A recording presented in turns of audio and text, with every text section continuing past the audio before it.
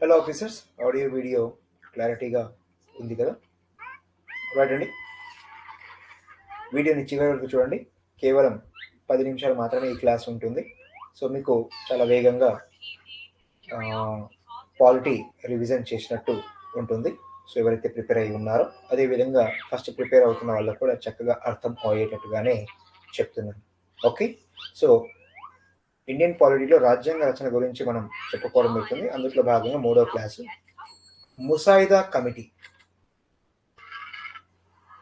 Okay, so drafting committee చూడండి officers. రాజ్యాంగ నిర్మాణ సభలోని సభలలో ముసాయిదా కమిటీ ఎంతో ప్రముఖమైంది అని చెప్పుకోవచ్చు. ఓకే, ఇది 1947 ఆగస్టు 29న ఏర్పాటైంది. ఓకే, నూతన రాజ్యాంగాన్ని ఒక ముసాయిదా రాసే ముఖ్యమైన పని దీనికి అప్పగించారు. ఈ కమిటీలో 7 సభ్యులు ఉన్నారు. ఓకే, సో వాళ్ళు ఎవరెవరు అంటే డాక్టర్ బిఆర్ అంబేద్కర్ గారు, ఎన్ గోపాలస్వామి అయ్యంగర్ గారు, అల్లాడి కృష్ణస్వామి అయ్యర్ గారు, డాక్టర్ కెఎం మున్షి గారు, సయ్యద్ మహమ్మద్ సాదుల్లా గారు, ఆ తర్వాత ఎన్ మాధవరావు గారు. ఓకే, సో బిఎల్ మిట్టల్ అనారోగ్య కారణంగా రాజీనామా చేయడంతో ఎన్ మాధవరావు గారు వచ్చారు. అదేవిధంగా టిబి కృష్ణమాచారి గారు వచ్చారు. 1948లో డిపి కేతన్ గారు మరణించడం వలన ఈ స్థానంలోకి కృష్ణమాచారి గారు వచ్చారు. ఓకే, సో వివిధ కమిటీల ప్రతిపాదనను పరిశీలించి భారత రాజ్యాంగానికి మొదటి ముసాయిదా కమిటీ తయారు చేసింది. దీనిని ఇక్కడ వీరు ఫిబ్రవరి 1948లో ప్రచురించారు. ఈ బిల్లుపై చర్చించడానికి, సవరణలు ప్రతిపాదించడానికి 8 నెలల సమయాన్ని ప్రజలకు ఇచ్చారు.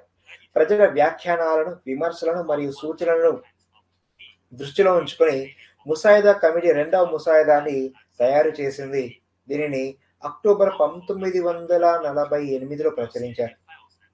ఓకే, సో ముసాయిదా తయారు చేయడానికి ముసాయిదా కమిటీకి 6 నెలల కంటే తక్కువ కాలం పట్టింది. మొత్తం మీద ఓకేనా 141 రోజులు సమావేశం కావటం జరిగింది. సో ఇది ముసాయిదా కమిటీకి సంబంధించినటువంటి అంశాలు. ఆ తర్వాత రాజ్యాంగం చట్టంగా మారటం. ఓకే, సో మరి దీనికి సంబంధించినటువంటి అంశాలు గమనిస్తే నవంబర్ 4వ తారీఖు 1948 నాడు డాక్టర్ బిఆర్ అంబేద్కర్ గారు రాజ్యాంగం యొక్క చివరి ముసాయిదాను రాజ్యాంగ నిర్మాణ సభలో ప్రవేశపెట్టారు. ఓకే, సో సభ దీనిపై 5 రోజులు సాధారణ చర్చ జరిపిందని నవంబర్ 9 వరకు. ఓకే, మొదటి పఠనం. ఆ తర్వాత నవంబర్ 15, 1948 నాడు రెండో పఠనం మొదలైంది. ఇది అక్టోబర్ 17, 1949 వరకు కొనసాగింది. ఈ దశలో 7,653 సవరణలు ప్రతిపాదించడం జరిగింది. 2,473 సవరణ ప్రతిపాదనలు వాస్తవంగా చర్చించబడ్డాయి. సో ఆ రకంగా నవంబర్ 14, 1949 నాడు 3వ పఠనం మొదలైంది. The constitution as settled by the assembly by the passed అని తీర్మానాన్ని ప్రవేశపెట్టారు. సో ఆ రకంగా గమనిస్తే ముసాయిదా రాజ్యాంగ తీర్మానాన్ని 26 నవంబర్ 1949 నాడు ఆమోదించడం జరిగింది. సో సభలోని సభ్యులు మరియు అధ్యక్షుడు దీనిపై సంతకం చేశారు. మొత్తం 299 మంది సభ్యులలో ఆనాడు 284 మంది వాస్తవంగా హాజరై సంతకాలు చేశారు. సో భారతదేశ ప్రజలు రాజ్యాంగ సభలో ఈ రాజ్యాంగాన్ని అంగీకరించి అది శాసనము చేసి దానిని తమకు తాము సమర్పించుకున్న తేదీ ఇదేనని రాజ్యాంగ ప్రవేశికలో పేర్కొనడం జరిగింది. 26 నవంబర్ 1949 నాడు ఆమోదించబడిన రాజ్యాంగంలో ఒక ప్రవేశిక, 395 ప్రకటనలు మరియు 8 షెడ్యూళ్లు ఉన్నాయి. రాజ్యాంగం ఆమోదించబడిన తర్వాతనే ప్రవేశికను ఆమోదించడం జరిగింది. ఓకే, సో ఆనాటి న్యాయశాఖ మంత్రి అయినటువంటి డాక్టర్ బిఆర్ అంబేద్కర్ గారు రాజ్యాంగ నిర్మాణ సభలో ముసాయిదాన్ని ప్రదర్శించారు. సభలో జరిగిన చర్చలలో ఆయన ప్రముఖ పాత్ర వహించారని చెప్పుకోవచ్చు. సభా సమావేశాలలో ఎంతో వాక్పటిమను, తార్కికతను, ఇతరులను ఒప్పించగల నేర్పుని ఆయన ప్రదర్శించారు. సో భారత రాజ్యాంగ పితామహుడిగా డాక్టర్ బిఆర్ అంబేద్కర్ గారు గుర్తించబడ్డారు. ఓకే, ఇక్కడ ఈయనను గొప్ప శ్లాఘనీయమైన ఉజ్వల గ్రంథకర్త అని, రాజ్యాంగ నిపుణుడు అని, మరియు షెడ్యూల్ కులాలకు వివాదరహిత నాయకుడైన ఆయనని భారత రాజ్యాంగానికి ప్రముఖ శిల్పకారుడు అని కూడా పేర్కొనడం జరిగింది అధ్యక్ష.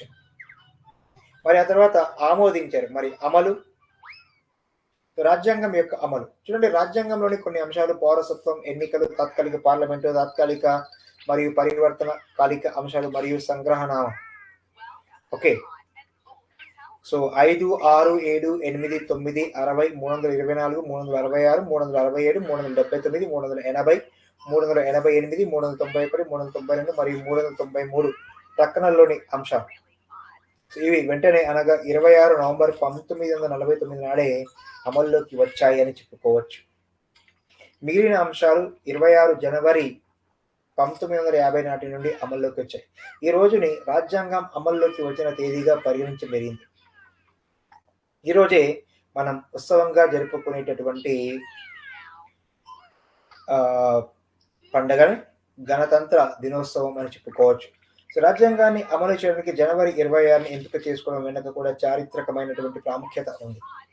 ఓకే, 1929 డిసెంబర్ లాహోర్ సమావేశంలో పూర్ణ స్వరాజ్ తీర్మానాన్ని భారత జాతీయ కాంగ్రెస్ ఈ రోజునే జరుపుకుంది.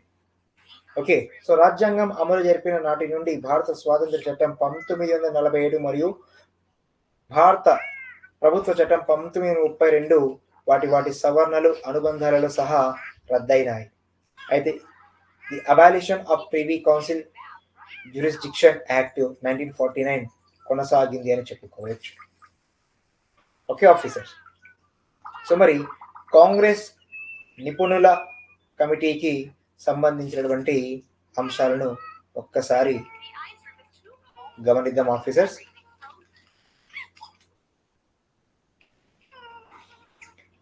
రాజ్యాంగ పరిషత్కు ఎన్నికలు నిర్వహించడానికి సన్నాహాలు జరుగుతున్న సమయంలోనే రాజ్యాంగ పరిషత్ నిర్మాణానికి అవసరమైన సమాచారాన్ని తయారు చేయడానికి 1946 జూలై 8న కాంగ్రెస్ పార్టీ ఒక నిపుణుల కమిటీని నియమించింది, ఇండియన్ నేషనల్ కాంగ్రెస్.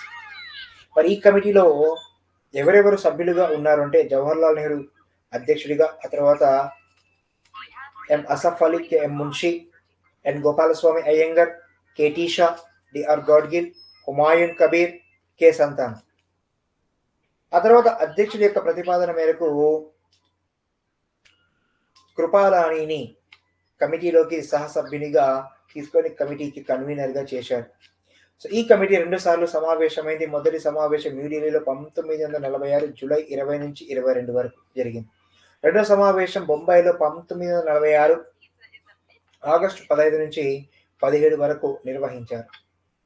ఈ సమావేశాల్లో సభ్యులు రాజ్యాంగ పరిషత్కు సంబంధించి అనేక నోట్లను తయారు చేయడమే కాక రాజ్యాంగ పరిషత్ పాటించాల్సిన విధి విధానాలు, ఏర్పాటు చేయాల్సిన వివిధ కమిటీలు, పరిషత్ మొదటి సమావేశంలో ప్రవేశపెట్టబోయే రాజ్యాంగ లక్ష్యాల ముసాయిదా తీర్మానంపై విస్తృతంగా చర్చించారు అని చెప్పుకోవచ్చు. రాజ్యాంగ నిర్మాణంలో నిపుణుల కమిటీ పోషించిన పాత్రపై అమెరికా రాజ్యాంగ నిపుణుడు గ్రాన్విల్లీ యాస్టిన్ ఒక మాట చెప్పడం జరిగింది. చూడండి, ప్రస్తుత రాజ్యాంగాన్ని భారతదేశానికి ప్రతిపాదించడంలో కాంగ్రెస్ నిపుణుల కమిటీ పాత్ర అతి ముఖ్యమైనది. కమిటీ సభ్యులు క్యాబినెట్ మిషన్ స్కీమ్ చట్టానికి లోబడే స్వయం ప్రతిపత్తి, ప్రాంతీయ ప్రభుత్వాలు మరియు కేంద్ర అధికారాలు, రాజ సంస్థానాలు, సవరణ అధికారం వంటి అంశాలపై అనేక సలహాలు, సూచనలు చేశారు. వారు ఒక తీర్మానాన్ని కూడా తయారు చేశారు. ఈ తీర్మానం రాజ్యాంగ లక్ష్యాల తీర్మానానికి ఎంతో దగ్గరగా ఉంది అని చెప్పటం జరిగింది. ఓకే, సో ఇది అధ్యక్ష.